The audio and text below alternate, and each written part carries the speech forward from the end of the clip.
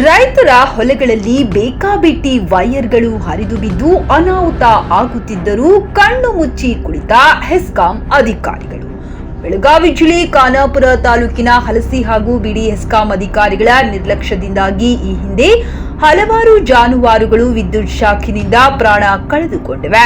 ಇನ್ನೂವರೆಗೂ ಬಡ ಜಾನುವಾರು ಮಾಲೀಕನಿಗೆ ಪರಿಹಾರ ಕೂಡ ಕೊಟ್ಟಿಲ್ಲ.